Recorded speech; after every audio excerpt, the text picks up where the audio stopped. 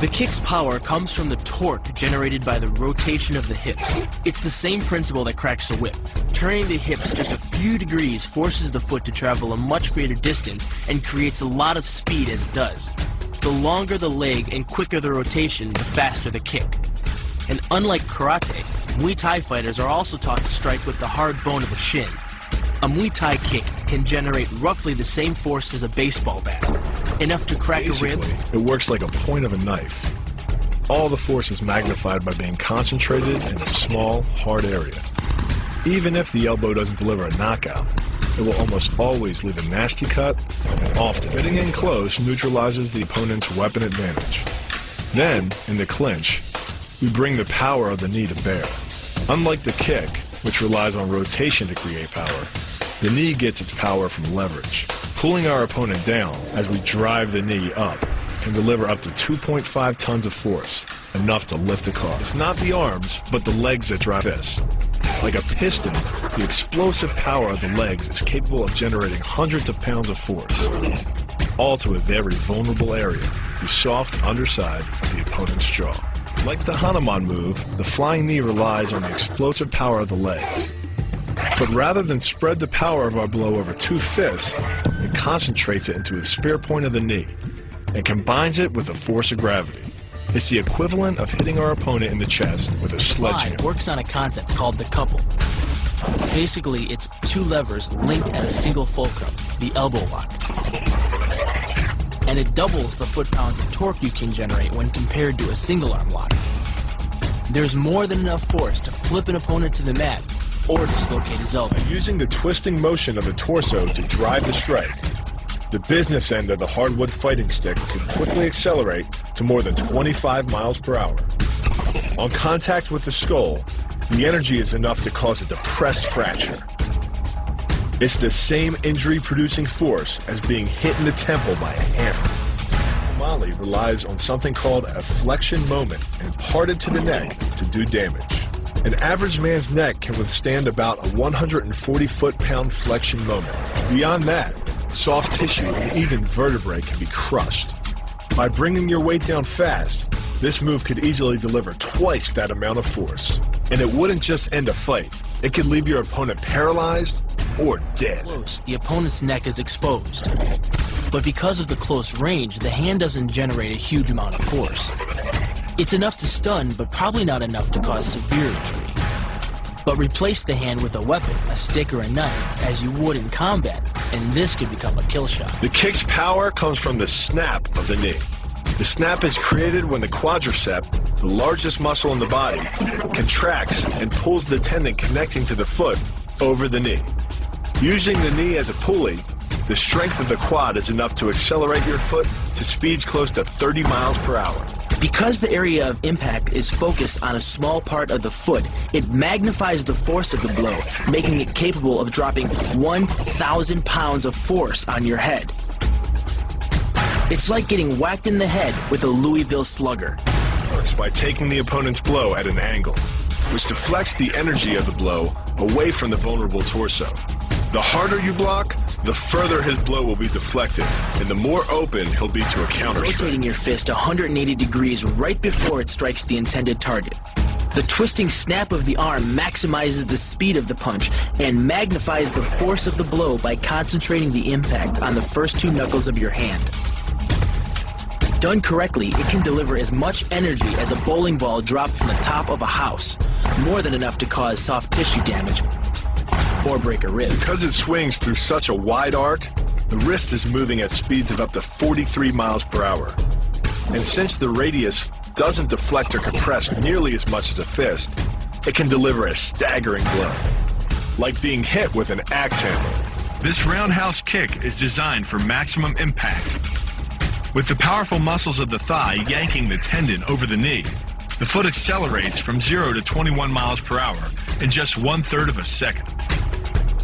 Combine that with the reinforced shoe, and this kick can drive the nose bone back up into the brain.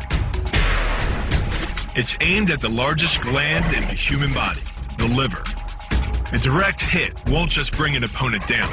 It can rupture the gland, causing severe internal bleeding. But the liver is well protected by the rib cage.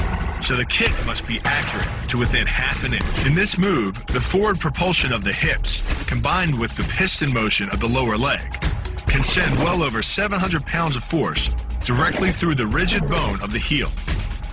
This impact won't just knock an opponent down. The force is enough to permanently damage his kneecap, leading with the near arm. The first jab travels the shortest distance to the opponent, so what it lacks in force, it makes up for in speed. The second punch, utilizing both the twist of the shoulders and the forward momentum of the kick, can carry over 4 times as much impact. And just a few hundred pounds of force to the temple is enough to cause a knockout. This move uses the same principle as a throw in judo, off-balancing your opponent and then using his momentum to send him down. But it's much more aggressive. The sweep here is actually a strike to one of the most sensitive areas of the body, the Achilles tendon. The Achilles tendon. The throw works just like a crowbar, where your leg is the lever and your hip is the fulcrum.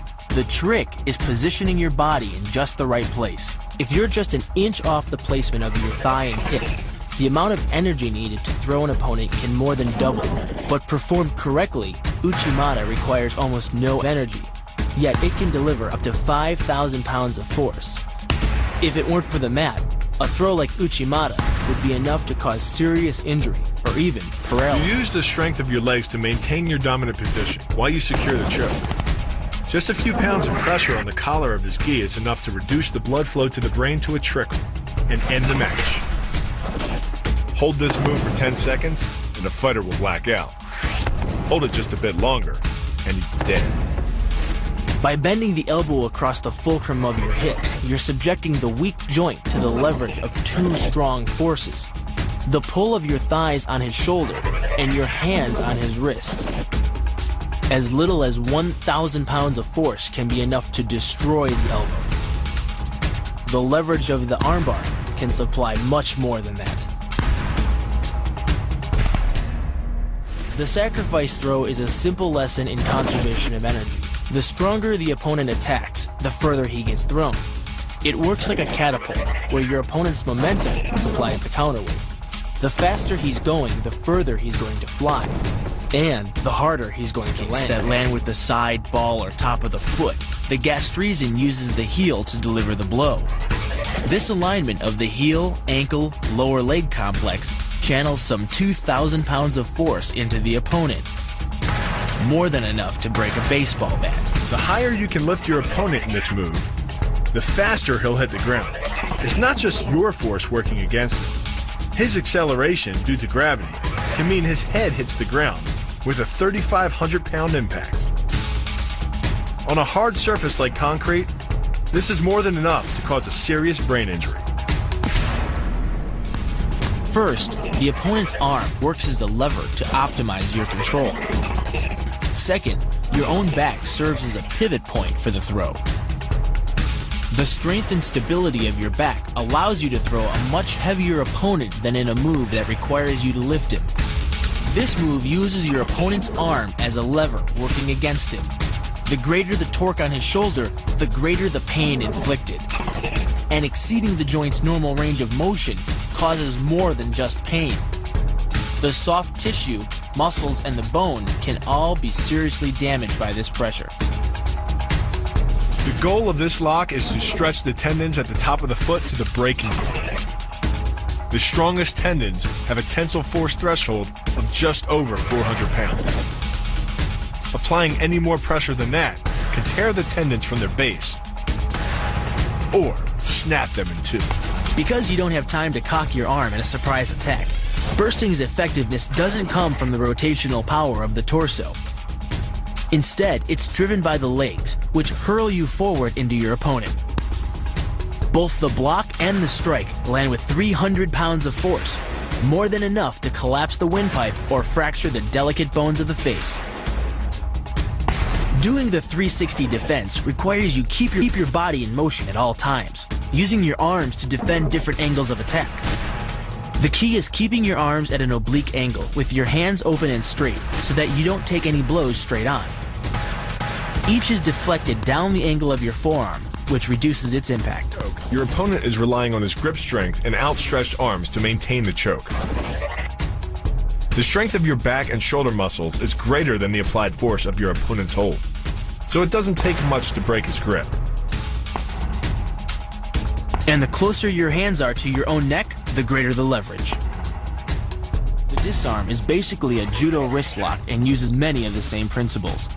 By pulling your attacker forward as you turn, he loses his balance, giving you control of his wrist. The barrel of the gun then becomes a lever, allowing you to take the gun.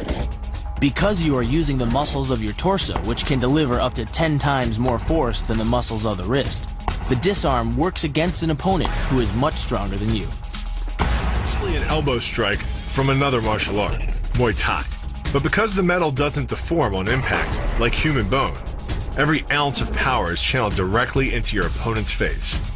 With the twisting motion of the torso generating the force, and the stiff metal of the M16 providing the impact, it's enough to shatter a cheekbone or break a jaw. The combined momentum of your forward step, the twist of your torso, and the swing of the rifle, the butt stroke can strike your opponent at over 18 miles per hour, carrying well over 550 pounds of force. That's enough to drive a 16-penny nail through nearly 2 inches of pressure-treated wood. Add a follow-up slash and thrust with a bayonet, and the butt stroke becomes a real killer. But the real damage from the knee bar doesn't come from gravity. It comes from leverage. Once the knee is locked, your hips act like a fulcrum, and his leg acts like a lever, multiplying any force you apply. So even though the ligaments and tendons around the knee can sustain 1,700 newtons of force, the knee bar can load a lot more than that, enough to completely destroy the joint. Pushes his opponent at a location above the center of mass, while using his sweeping leg to create a tripping point, which is below his opponent's center of mass. Once the loss of stability has occurred, gravity does the work, and the damage. On the ground and on his back, your opponent is now vulnerable to any number of finishing strikes. Much like a nutcracker, your forearm and biceps apply pressure to your opponent's carotid arteries. Located on either side of the trachea, these two arteries are the only way to get blood to the brain. It can take less pressure than squeezing an orange to stop the flow of blood to the arteries. And with no blood flow, the brain shuts down almost instantly. Fight over.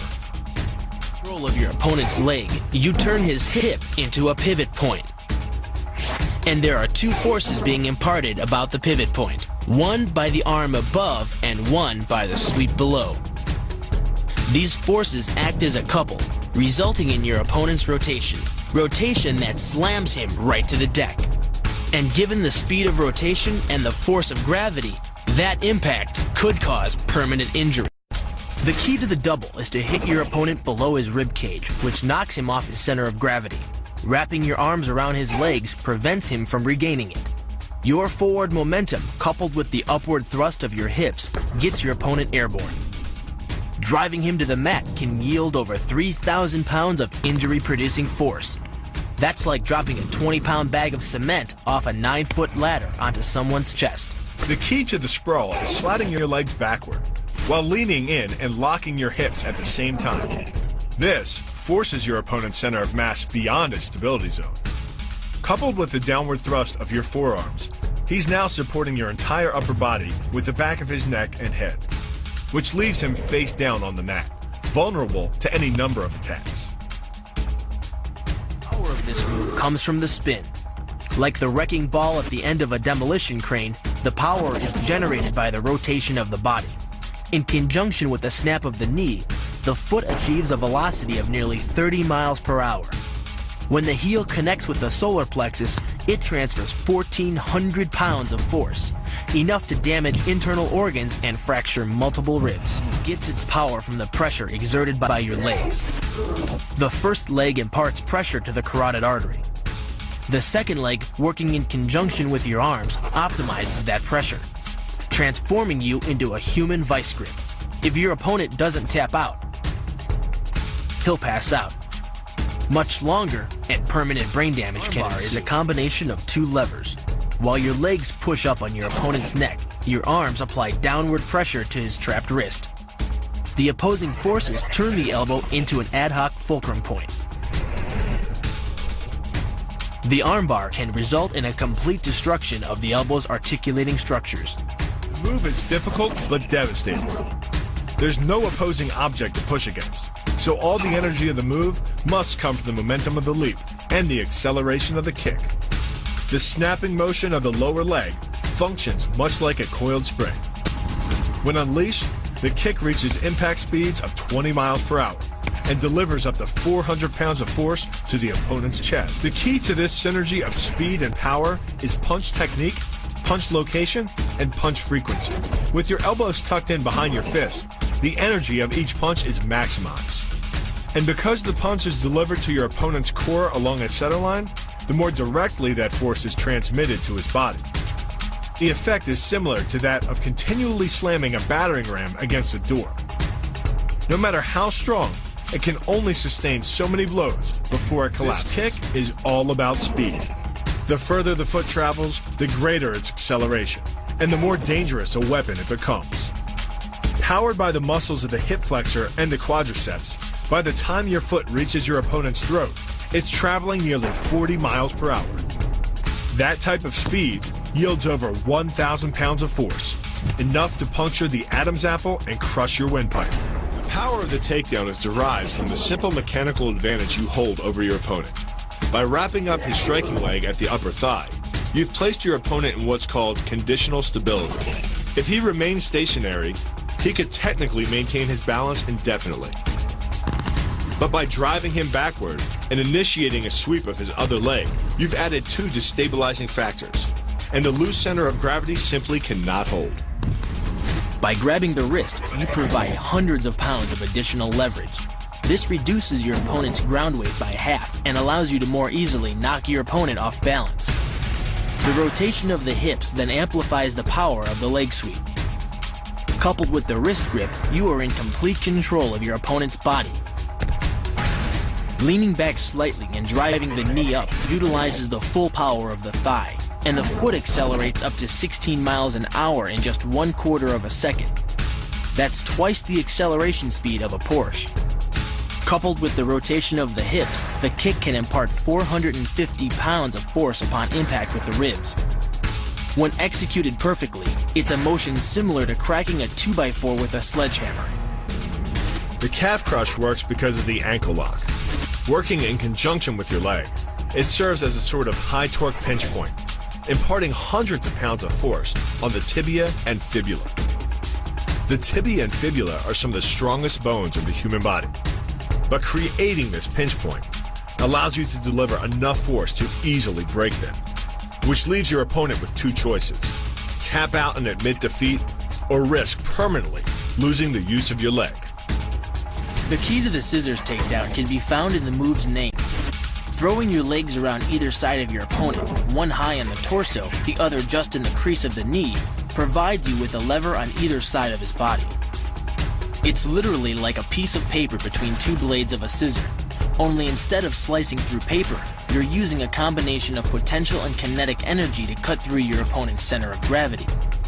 The downward force exerted on his gi pulls your opponent across his tipping point. Along with your body weight, you generate enough instability in your opponent to drive his body to the mat, like a child tossing around a rag doll. The hip throw capitalizes on the body mechanics of both you and your opponent. Thrusting your hips into your opponent's waist creates a pivot point around which his arm is the lever. With your legs between his, you've created a center of gravity significantly lower than your opponent's. This imparts maximum instability and helps you maintain control while throwing him over your hip. The throw, coupled with the downward force of gravity, generates a speed of 8 miles per hour, which can create more injury-producing impact energy than The throw, coupled with the downward force of gravity, generates a speed of 8 miles per hour, which can create more injury-producing impact energy than falling down a small flight of stairs. This move is kick speed and kick placement. Powered by the rotation of the hips and the strongest muscles in the body, the quadriceps, at the point of contact, the kick is traveling 25 miles per hour and can impart 550 pounds of force. The wider the foot travels from the center of its axis, the more speed and power it picks up. more than enough to cause a knockout or concussion. Delivered to the neck, it can fracture the cervical vertebrae. The rotation of the torso is the basis for the strike's power. Because the torso has an effective mass far greater than the arms, its rotation can impart up to 400% more force to your target.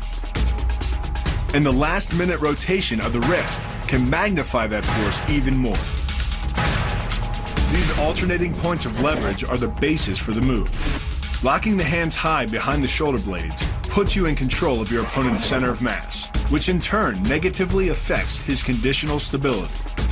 Dropping the hands behind the lower back and driving your chin into the chest further disturbs his center of mass and makes resistance from this position nearly impossible. The application of maximum force ensures you maintain control while driving your opponent to the ground. The first elbow strike can accelerate to a speed of 25 miles per hour in less than a quarter of a second. Less than a third of a second later, the initial strike is followed by another, equally devastating shot. By employing the bony tip of the elbow, these strikes deliver a double dose of injury-producing energy and can result in a broken nose, facial fractures, or a wicked cut. Your body into the air, you effectively become a human missile, hurling your entire body mass into your opponent's gut. The force created by the body's forward momentum is partially absorbed by your opponent, which can knock the wind out of him or even crack a rib. But the coup de grace is the elbow chop.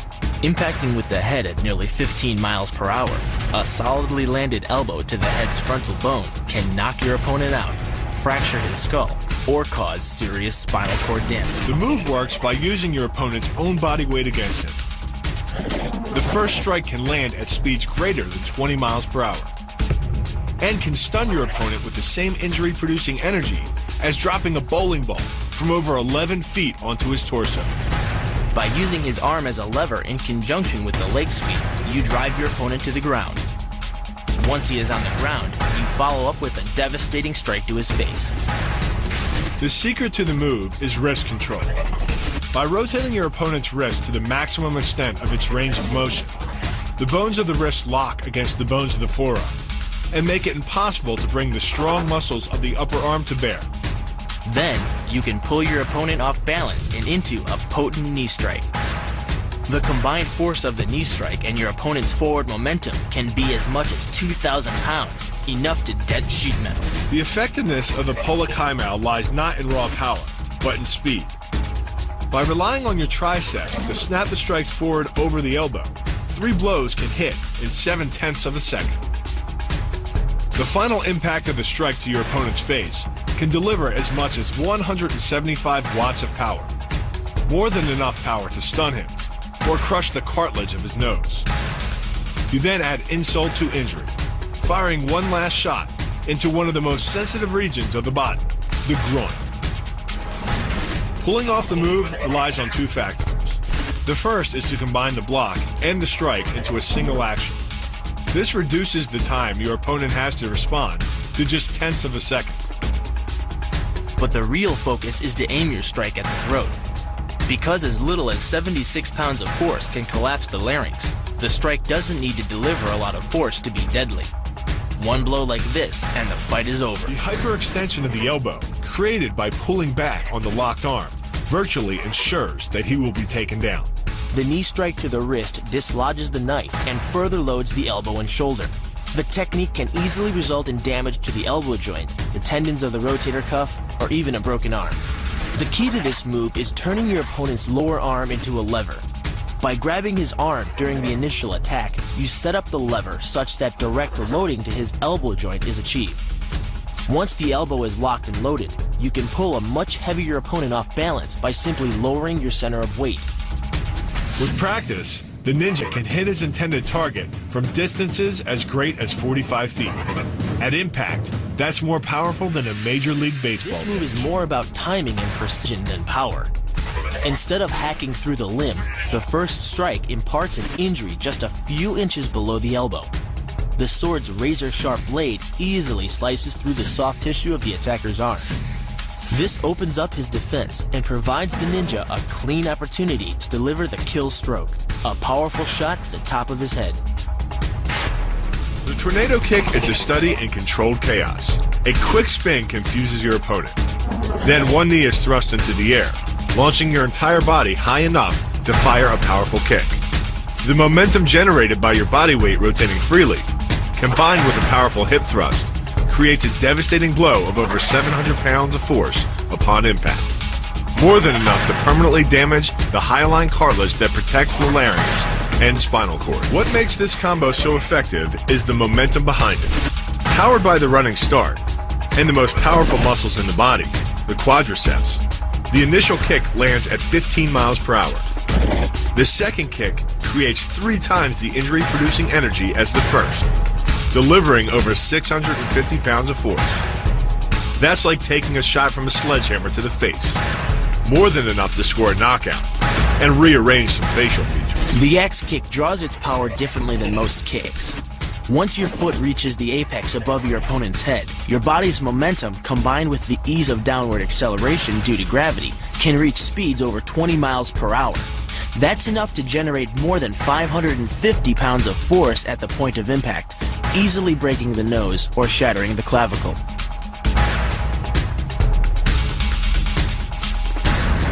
The power of this move comes from the spin. The rotation of the torso, combined with the foot at the extremity of that rotation, generates speeds of over 20 miles per hour. By the time the heel connects with the solar plexus, it is traveling 60 miles per hour and transfers over 450 pounds of force, enough to break ribs and even damage internal organs.